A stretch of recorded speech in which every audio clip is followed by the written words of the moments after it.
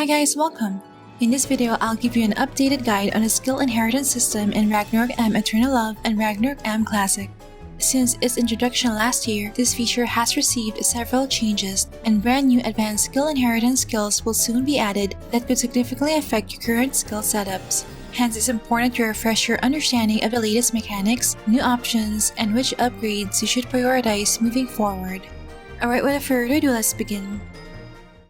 To unlock the skill inheritance system, you first need to complete the Dragon Inheritance quest from Torken in the Abyssal Lake. You can access the skill inheritance interface at any time, either by tapping this icon in the Adventure Skills tab or via the class interface. At the top left section is the energy bar, where you can place skills you want to inherit. At the lower left section is a list of skills that can currently be inherited. And on the right side is where you can upgrade the inherit skills and view their effects. Each inherit skill takes up a certain number of energy slots represented by a half blue flame symbol. Initially, you only have 5 energy slots available, but this can eventually be expanded to a maximum of 40 slots. To unlock additional energy slots, you'll need deed-type materials, which can be obtained for free through various Abyssal Lake gameplay activities. The system will always consume the non-tradable Dragon Spine deeds first, and if those are insufficient, it will then use tradable secret Dragon Spine deeds. You can also craft a Dragon Spine deed using 4 Dragon Spine fragments. Each additional energy slot you unlock also provides offensive attribute bonuses. Here's a breakdown of the number of Dragon Spine deeds required for each additional energy slot along with the corresponding attribute bonuses. In total, you'll need 152 Dragon Spine deeds to fully expand your energy slots to 40, granting the following attribute bonuses. Now let's talk about energy slot consumption. The number of energy slots occupied by an inherit skill depends on its tier and type. Tier 1 attributes take up 3 energy slots. Tier 1 passive skills take up 4 energy slots. Tier 1 active skills take up to 6 energy slots. Tier 2 advanced passive skills take up 6 energy slots. And Tier 2 advanced active skills take up 8 energy slots. Once an inherit skill reaches level 10, its energy slot consumption is automatically reduced by 1. Hence, your strategy in setting up your skill inheritance will largely depend on how many energy slots you currently have unlocked, especially since stronger skills occupy more energy slots. Next, let's discuss how to upgrade inherit skills. The attributes and effects of inherit skills improve as you level them up. To upgrade inherit skills, you'll need rubbing type materials, which can be obtained for free by participating in various Abyssal Lake gameplay activities. The system will always consume the non-tradable Dragon Bone rubbings first, and if those are insufficient, it will then use the corresponding drop's tradable secret Dragon Bone rubbings. For example, if you want to upgrade Knight's Aura Blade inherit skill, you'll need a certain amount of either Dragon Bone rubbings or secret Dragon Bone rubbings Knight. Here's a breakdown of the total upgrade cost for basic Tier 1 inherit skills up to level 10. You'll need a total of 158 rubbings for attribute skills, 220 rubbings for passive skills, and 720 rubbings for active skills. As for the advanced Tier 2 inherit skills, those with Roman numeral 2 in their names can only be unlocked once the original Tier 1 version has reached level 10. Advanced Tier 2 inherit skills require 1 Dragon Spine deed to unlock at level 1 and another Dragon Spine deed to upgrade to max level 10. In total, you'll need 2 deeds plus 284 rubbings for Tier 2 passive skills, and 2 deeds plus 650 rubbings for Tier 2 active skills. Just note that the Tier 1 and Tier 2 skills with the same name cannot be activated simultaneously. To activate an inherit skill, simply drag it into the energy bar. The attribute and passive skills take effect immediately, while active skills will appear in the Adventure Skill tab and must be placed on your manual and auto skill bars before use. There's no class restrictions when unlocking inherit skills, so you can use any inherit skill even if you have not yet unlocked the particular class that the skill belongs to. The only restriction is that you cannot use inherit skills from your own job branch. For example, if your current class is Rune Knight or Rune Master, you cannot use inherit skills under a Knight class such as Aura Blade and Taunt. However, here classes in Eternal Love are treated differently. Here classes like Thanatos and Kalksburg, despite branching from the Knight job tree, can still inherit and use Aura Blade and Taunt. Up next, let's take a look at the updated list of inherit skills, including the new batch that will be added soon. Take note that inherit skills are not always exact 1:1 copies of their original versions. First, let's go over the passive skills that are mainly designed for boosting damage. Wizard's Status Vulnerability increases your damage against targets under Burn, Freeze, Stun, or Bleed status by 5%. Its Tier 2 version is a major upgrade, changing the effect into plus 10% final damage dealt to enemies under any abnormal status, making it much more flexible and powerful for status builds. Hunter's Improved Concentration boosts your final damage by 5% if you remain stationary for at least 1 second. Its Tier 2 version is significantly stronger as the final damage bonus is increased to 12.5%. This effect is coded as Result Dam, meaning it can also amplify HP loss effects. Rogue's Shadow Chase increases both physical and magic damage by 12% while in hiding state, making it synergize very well with stealth-oriented damage dealers. Its Tier 2 version further boosts the bonus to 27%, making it one of the strongest offensive inherent passives. Sage's Mental Agitation reduces the enemy's MDef by 30 for 6 seconds, and this effect can stack through repeated attacks. The downside is that it becomes less powerful in content where debuffs can be rapidly cleansed. Its Tier 2 version keeps the same effect while granting an additional 10% MPen, making it much more valuable for magic damage dealers. A Knight's Aura Blade increases AA true damage by Agi times 100 and boosts AA damage by 5%. Its Tier 2 version increases the Agi multiplier to 200 and AA damage bonus to 12.5%, making it a good option for auto-attack builds. Next, let's look at the passive skills that are more suited for utility and support classes. Monk's Transcendence automatically dispels all abnormal statuses every 15 seconds and grants immunity to a random abnormal status every 15 seconds as well. Its Tier 2 version is definitely stronger as its dispel interval is reduced to 10 seconds and the immunity interval is reduced to just 5 seconds. Crusader's Discipline of Justice provides 10% resistance against Curse, Poison, and Fear statuses only. Its Tier 2 version is a major improvement, increasing your resistance to all abnormal statuses by 20%, making it one of the best defensive passives overall. Blacksmith's Human Heart Light increases humanoid damage reduction by 24%, which is reduced to 1/3 in PvP, resulting in only 8% reduction. Its Tier 2 version is a nice upgrade as it increases humanoid damage reduction by 36% or 12% reduction in PvP. In addition, it reduces the damage you receive from Demon, Angel, and Undead species by 12%, giving extra protection against Morok and Refrisi in PvP.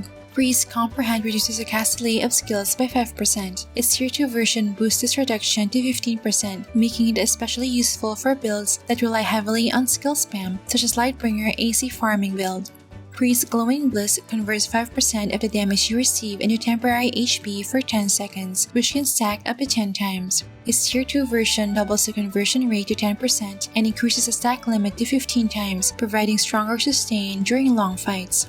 Monk's Dragon Scale grants a 5% chance to reflect the damage back to the attacker and boosts your magic damage reduction by 5% whenever you receive magic damage. Its Tier 2 version improves both effects, increasing the reflection chance and magic damage reduction to 12.5%. And Wizard's Soul Drain increases your max SP by 10% and restores 5% of your max SP whenever you kill an enemy using a target lock skill. Its Tier 2 version increases the max SP bonus to 20%, but instead of restoring SP, it now increases your max SP by 5% for each enemy killed, which can stack up to 10 times. Because of this, the Tier 2 version is now much more suitable for SP-based builds of Rangers and Shuras.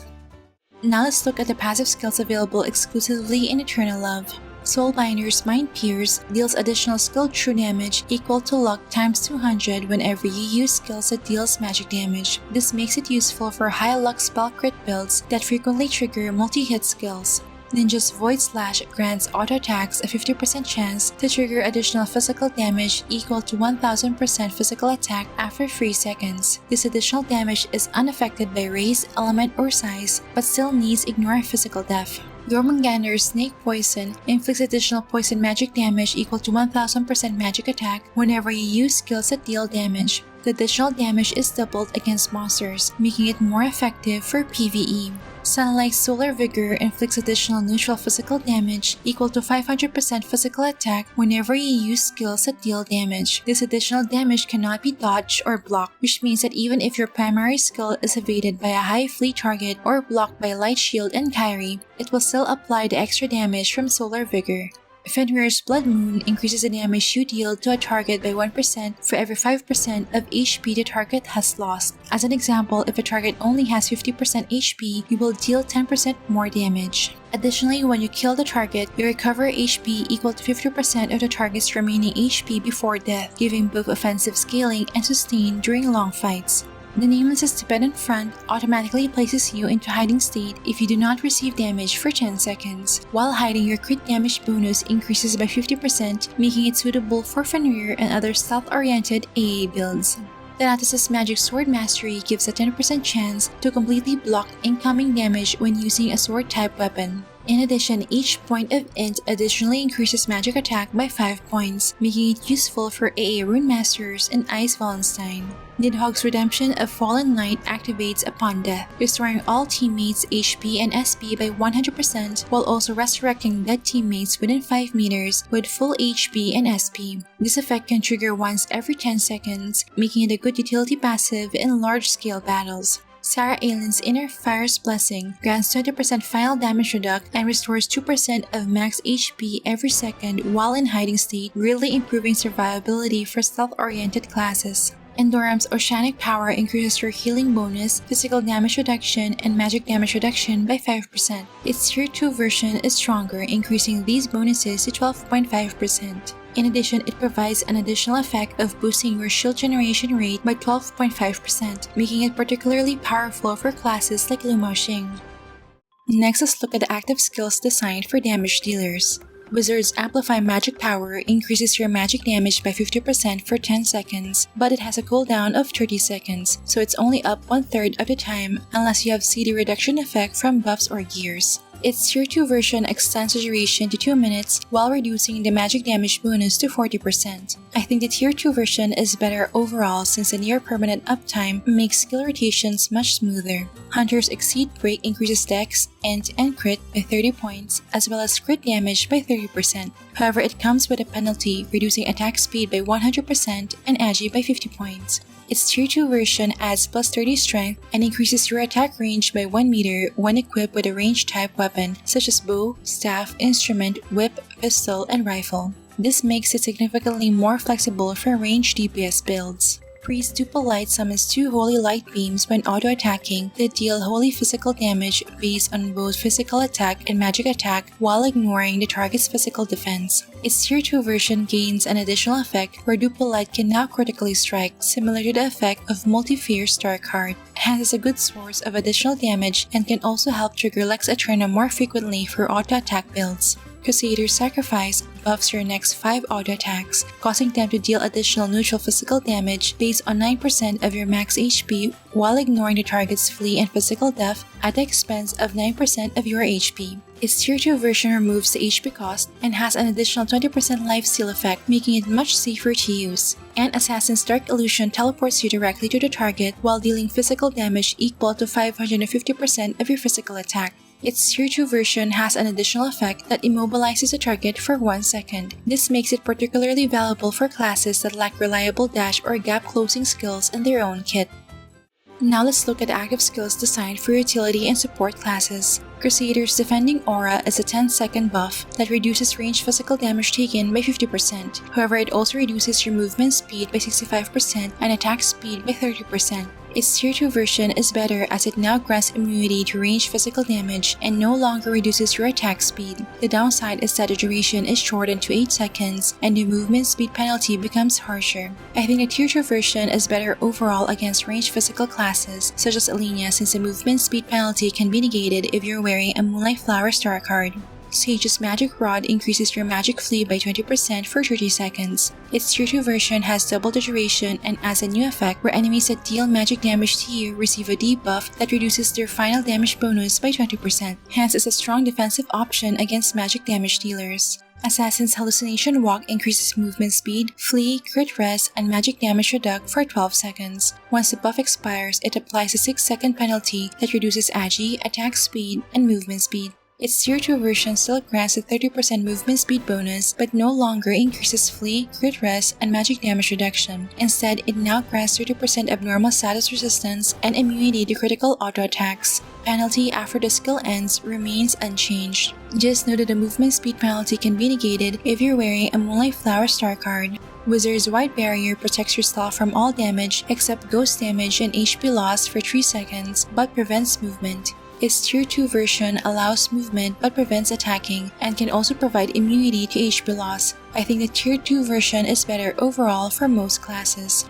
Sage's Remove buff removes all debuffs from an ally and grants them immunity to debuffs for 5 seconds. When used on an enemy, it instead removes 5 random buffs. Its Tier 2 version still removes all debuffs from an ally but no longer grants debuff immunity. Its offensive effect becomes stronger as it now removes all buffs from enemies and prevents them from gaining new buffs for 5 seconds. Priest Clearance dispels 3 random debuffs from allies in an area. Its Tier 2 version dispels 2 random debuffs from allies and 2 random buffs from enemies in an area, but it now has a 5-second cooldown. Knight's Taunt provokes enemies in the target area, forcing them to attack you for 5 seconds, although it does not affect players. Its Tier 2 version has an additional effect that increases the enemy's physical attack by 30% while reducing the enemy's physical def by 30%. This skill is essential for tanks in PvE. Alchemist's Crazy Weed deals earth physical damage to all enemies in range while also removing 4 ground-based effects. This means anyone can now clear annoying ground skills like Earth Field and Safety Wall. Bard and Dancer's Song of Return resurrects a teammate and restores 50% of their HP and SP. This will be very useful for support classes that lack a reliable revival skill, such as Royal Guards and Lumashing. Rogue's Strip Shield is a 2-second charging skill that launches a shockwave in a 4x3 meter area in front of you. It has a 40% chance to strip a random piece of the enemy's offhand, armor, garment, or footgear for 10 seconds. The strip success rate is affected by your dex and luck stats. Hunter's Ankle Snare places 7 traps in the target area that last for 30 seconds, and up to 2 trap areas can exist simultaneously. When triggered, enemies become immobilized for 6 seconds, ignoring the target's immobilized immunity. Bard and Dancer's Rocky Sorrow is a 15-second channeling skill that prevents both yourself and all enemies within 5 meters from casting skills. The downside is you cannot move while channeling unless you are a sorcerer or chronomancer with free cast passive skill. And Blacksmith's Magnetic Field immobilizes both yourself and surrounding enemies for 12 seconds while also draining the affected enemy's SP by 100 points per second. Just note that enemies in floating or hovering state are immune to this effect, and it also cannot be countered using an Edgar Star card. Now let's look at the active skills available exclusively in Eternal Love. Advanced Novice's Eden Team Blessing grants immunity to magic damage for 30 seconds. However, this effect is removed after blocking 10 instances of magic damage, so it's more effective against burst magic damage rather than rapid multi-hit attacks. Gunslinger's Two-Sided Coin grants an undispellable buff lasting for 2 minutes depending on the result of a coin toss. If it's heads, your luck and magic attack are increased. If it's tails, your agi and physical attack are increased instead. If you're unhappy with the outcome, you can toss the coin again after 60 seconds. Graf Reese's Divine Wing Armor grants 4 Angel Snow Feathers that last for 15 seconds. Every time there's an incoming damage that would exceed 20% of your max HP, the excess damage is negated in exchange for 1 Angel Snow Feather. This acts similarly to the Horn of the Unyielding Relic, helping protect you from being instantly killed by burst damage. Just note that it has a fixed cooldown of 25 seconds at max level, so you still have a 10-second vulnerability window before it can be used again. Kalisberg's Knight of Glory converts the armor of yourself and all teammates within 9 meters into Holy Element, while also reducing all elemental damage taken by 20% for 16 seconds. Holy Armor greatly reduces the damage received from most elemental attacks and is only weak against dark and undead element attacks. Thus, it will help enhance your team's survivability in both PvE and PvP. Alina's Dolan Trick transforms the enemy into a small unattackable vegetable for 3 seconds, dispelling all their passive skills and reducing their movement speed. This skill is a good counter against Alina since the transformation forcibly dismounts them from their ubers. Although it has a relatively long cooldown of 20 seconds at max level, the cooldown can still be reduced through cooldown reduction buffs and gears.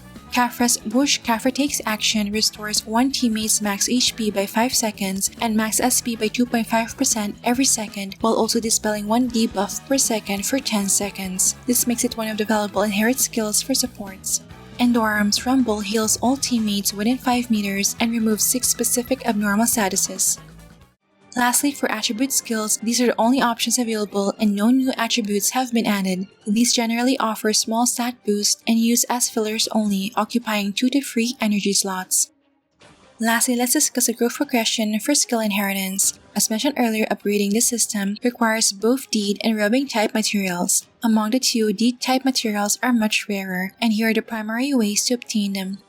Meanwhile, rubbing type materials are more common, and here are the specific ways to acquire them.